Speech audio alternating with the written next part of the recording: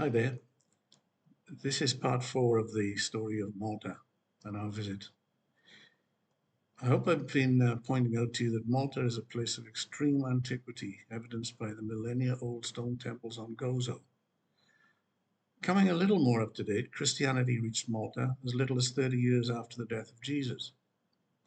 This is the story of St. Paul and his connection with Malta. Once known as Saul of Tarsus, which is in modern-day Turkey, Paul was one of the earliest Christian missionaries carrying the word of Jesus across the known world. He was a legendary sailor, traveling far and wide on the Mediterranean, including Greece, Cyprus, and fatefully Malta. His evangelical activities led to his being labeled a terrorist by the Romans, who incarcerated him and his followers.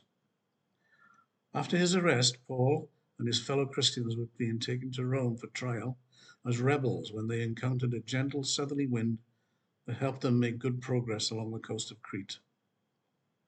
Unfortunately, the wind turned to the northeast and developed into hurricane force.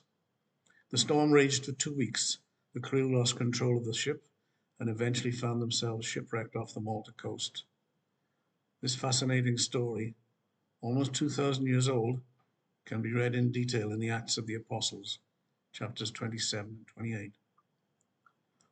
The Maltese people were very hospitable and made St. Paul and the crew most welcome. Paul was bitten on the arm by a snake at some point, an event which led the superstitious locals to think he was a murderer. His arm didn't swell up, but he recovered swiftly, and this convinced the people that he was a good and honest man.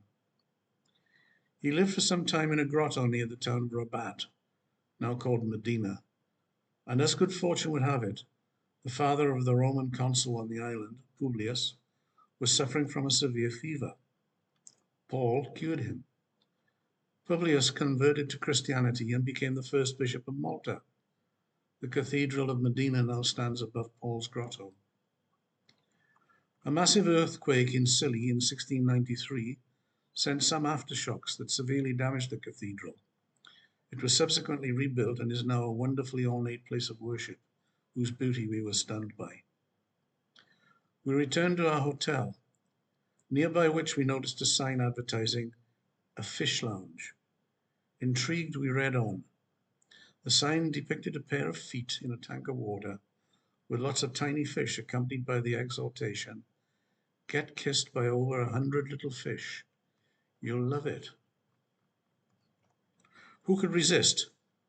Well, as you can imagine, Mary was tempted and went in to have her tootsies cleaned and re-energized by 100 little fish.